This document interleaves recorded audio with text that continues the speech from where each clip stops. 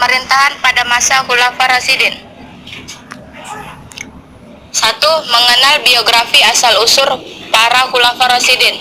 2. Situasi sosial, politik, dan ekonomi para Khulafaur Rasyidin. 3. Corak kepemimpinan dan pergantian kekhalifahan pada masa Khulafaur Rasyidin. 1. Mengenal biografi asal-usul para Khulafaur Rasyidin. Al-Khulafaur Rasyidin bermakna pengganti-pengganti Rasul yang cendekiawan. Adapun pencetus nama Al-Khulafaur Rasyidin adalah dari orang-orang yang paling dekat dari Rasul setelah meninggalnya beliau. Mengapa demikian? Karena mereka menganggap bahwa 4 tokoh sepeninggal Rasul itu orang yang selalu mendampingi Rasul ketika beliau menjadi pemimpin dan dalam menjalankan tugas. Yang pertama, Abu Bakar As-Siddiq. Namanya ialah Abdullah ibnu Abi Quhaifah At-Tamimi. Di zaman pra-Islam bernama Abdullah ibnu Ka'bah. Kemudian diganti oleh Nabi menjadi Abdullah. Ia termasuk salah seorang sahabat yang utama. Julukannya Abu Bakar, bapak pemagi, karena dari pagi-pagi betul memeluk agama Islam. Gelarnya As-Siddiq karena ia selalu membenarkan Nabi dalam berbagai peristiwa, terutama Isra Miraj. Rasul mempercayainya sebagai pengganti untuk menangani tugas-tugas keamanan.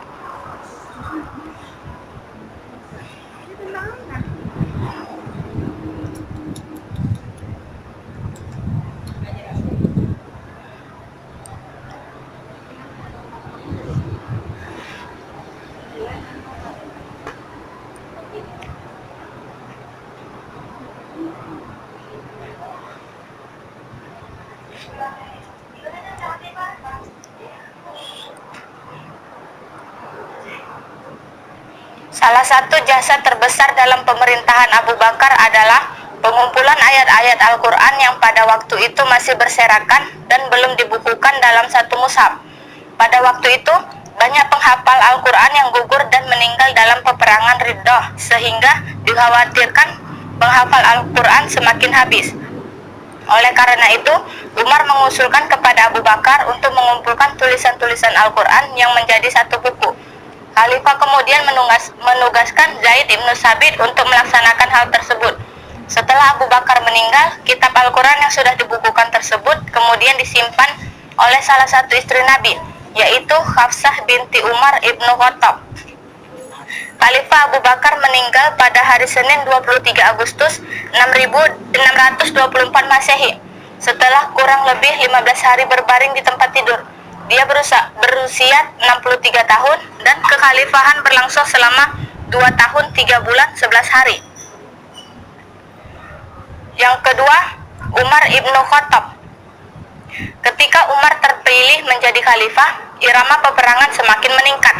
Kaum muslimin berperang di 2 medan, yaitu Syria. Mereka bertempur melawan tentara kerajaan Romawi yang kuat, dan Irak. Mereka disiapkan menghadapi pasukan Shoirois dari Parsi yang sangat tangguh.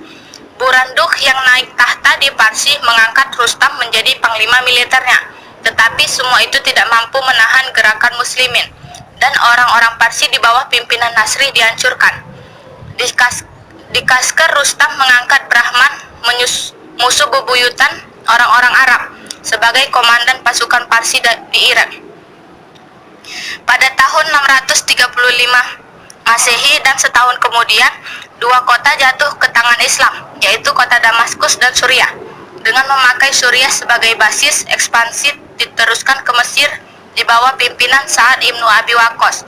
Sementara itu di Bizantium, di Heliopolis dikalahkan oleh dan Alexander kemudian menyerahkan di tahun 641 Masehi. Dengan demikian Mesir jatuh ke tangan Islam.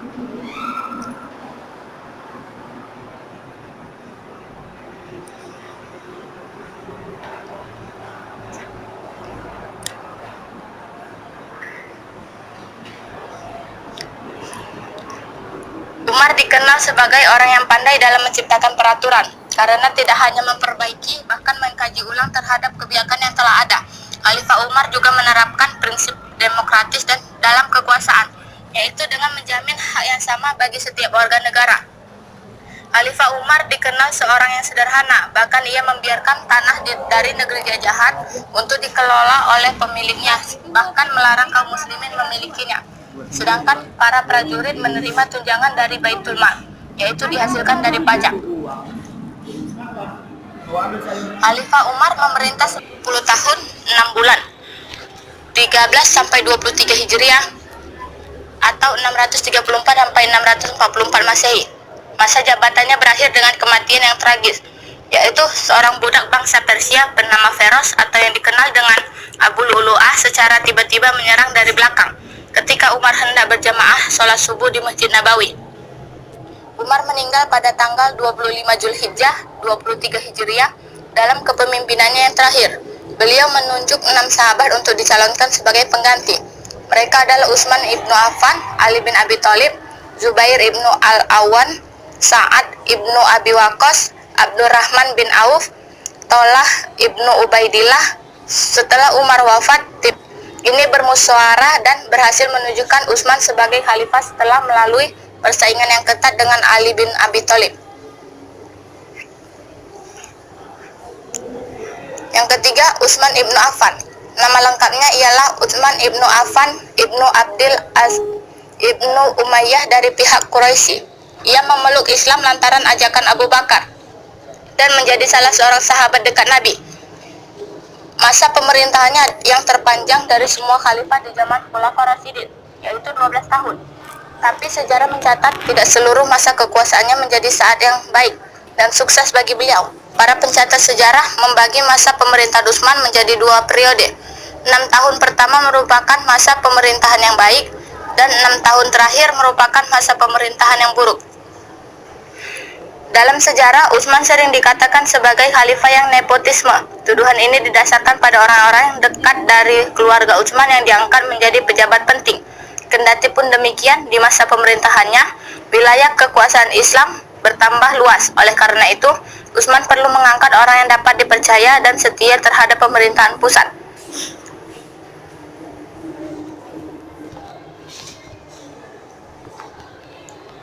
Prestasi terpenting bagi Khalifah Utsman ialah menulis kembali Al-Quran yang telah ditulis di zaman Abu Bakar yang pada waktu itu disimpan oleh Hafsah binti Umar.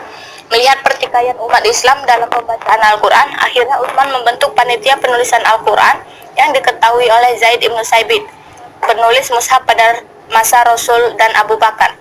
Dalam penulisan tersebut, Khalifah memberikan arahan atau petunjuk-petunjuk dalam penulisan. 1. Dalam penulisan Al-Quran, harus mengambil pedoman kepada bacaan kepada mereka yang hafal Al-Quran. 2. Kalau ada pertikaian di antara mereka tentang bacaan tersebut, maka harus dituliskan menurut dialek mereka, sebagaimana Al-Quran diturunkan menurut dialek mereka.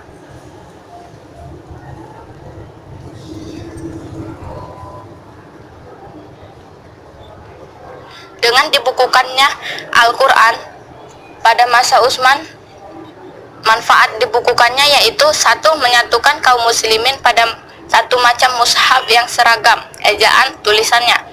2. Menyatukan bacaan, kendati pun masih ada perbedaannya, namun harus tidak berlawanan dengan ejaan mushaf Utsman. 3. Menyatukan tertib susunan surah-surah menurut tertib urut yang kelihatannya pada mushaf sekarang ini. Utsman juga berjasa membangun bendungan untuk pengaturan perairan di kota-kota, membangun jalan-jalan, jembatan, masjid, dan memperluas Masjid Nabawi di Madinah.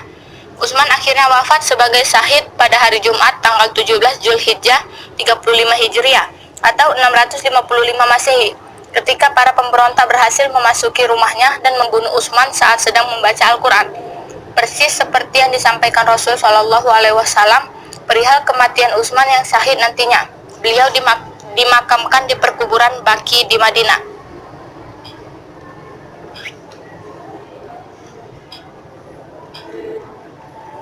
Yang ketiga, Ali bin Abi Thalib. Ali adalah putra Ali bin Abi Thalib ibnu Abdul Muthalib. Ia adalah sepupu Nabi Muhammad Shallallahu Alaihi Wasallam. Ali diangkat sebagai khalifah dalam situasi politik yang kurang mendukung. Sebagai khalifah memerintah selama 6 tahun, masa pemerintahannya mewarisi kekacauan yang terjadi saat masa pemerintahan sebelumnya, Utsman ibnu Affan. Untuk pertama kalinya, perang saudara antara umat muslim terjadi saat masa pemerintahannya, Perang Jamal. 20.000 pasukan pimpinan Ali melawan 30.000 pasukan pimpinan Zubair ibnu Awam, Talha ibnu Ubaidillah dan Ummul Mukminin Aisyah binti Abu Bakar, janda Rasulullah. Perang tersebut dimenangkan oleh pihak Ali.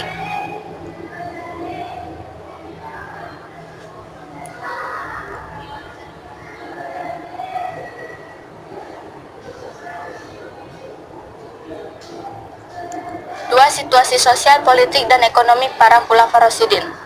Sosial. Secara geografis, Arab bertanah tandus dan didominasi oleh gurun pasir. Kendaraan yang mereka gunakan adalah unta. Masyarakat menggunakan cadar atau penutup hidung agar tidak menghirup pasir. Wilayah Arab yang kering, berbatu, dan sebagainya besar adalah gurun pasir mempengaruhi watak orang Arab. Orang Arab memiliki solidaritas internal yang sangat kuat, dan sebaliknya ganas terhadap suku atau kabilah lain.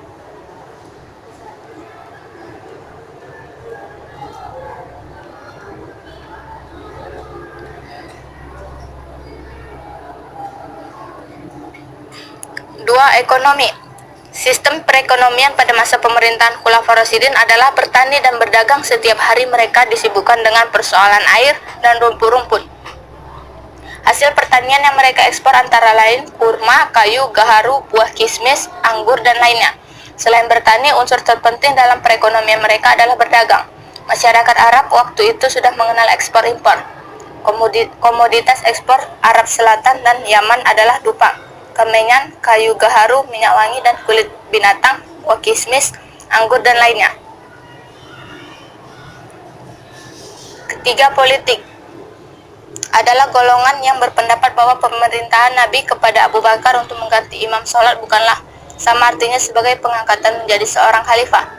Secara umum, memang Al-Quran sudah menetapkan 3 dasar pemerintahannya, yaitu keadilan, musyawarah, kepatuhan terhadap ulil amri, baik disukai ataupun tidak disukai oleh orang mukmin, kecuali ulil amri tersebut memerintahkan kedurhakaan terhadap Allah, maka ia tidak boleh didengarkan dan dipatuhi.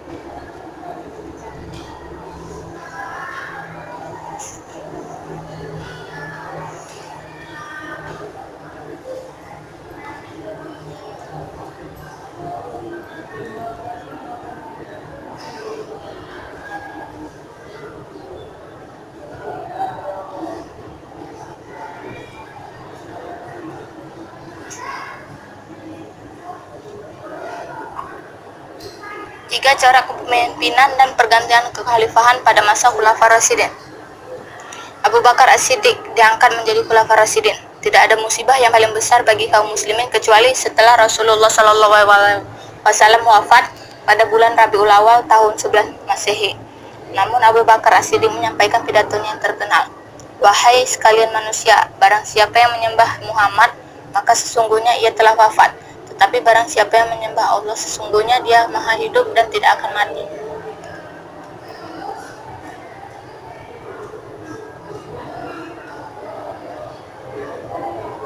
Yang B, Khalifah Umar ibnu Khattab. Pengangkatan Umar ibnu Khattab menjadi khalifah atas usulan dari Abu Bakar sendiri menjelang beliau wafat, karena kedudukannya di tengah masyarakat. Kaum muslimin menyetujui hal itu, dan mereka memandang waktu itu adalah Umar bin Khattab yang layak untuk menjadi pengganti Abu Bakar As-Siddiq. Setelah Abu Bakar wafat pada bulan Jumadil Akhir tahun 13 Hijriah, kaum muslimin serentak membaiat Umar menjadi khalifah. Maka sejak itulah resmi beliau menjadi khalifah kedua. Yang C, Utsman bin Affan. Sebelum Khalifah Umar wafat, memerintahkan dibentuk Majelis Syura, Dewan Permusyawaratan yang beranggotakan 6 orang. Mereka adalah Ali bin Abi Thalib, Utsman bin Affan, Sa'ad ibn Waqqas, Abdurrahman bin Auf, Zubair bin Awam, dan Talha bin Ubaidillah. Tugas tim ini adalah menentukan orang yang layak menjadi khalifah jika dirinya sudah tiada.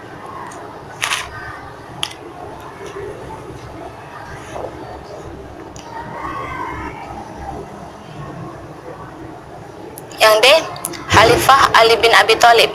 Setelah wafatnya Utsman bin Affan, kaum muslimin menjadi kesulitan mencari khalifah pengganti Khalifah Utsman. Tokoh-tokoh yang dianggap layak seperti Ali bin Abi Thalib, Abdullah bin Umar, Sa'ad ibnu Abi Waqqas, dan Zubair bin Awam menolak menjadi khalifah. Maka dari itu di Madinah diadakan diskusi antara tokoh kaum muslimin dalam menunjuk khalifah yang baru. Dari diskusi tersebut tetap nggak ada yang pantas menduduki khalifah saat itu selain Ali bin Abi Thalib. Karena selain putra paman Nabi, beliau juga pemuda yang masuk Islam pertama kali dan banyak membantu perjuangan Nabi. Dan mayoritas dari semua yang hadir memilihnya dan membaiat sebagai khalifah keempat setelah Utsman bin Affan.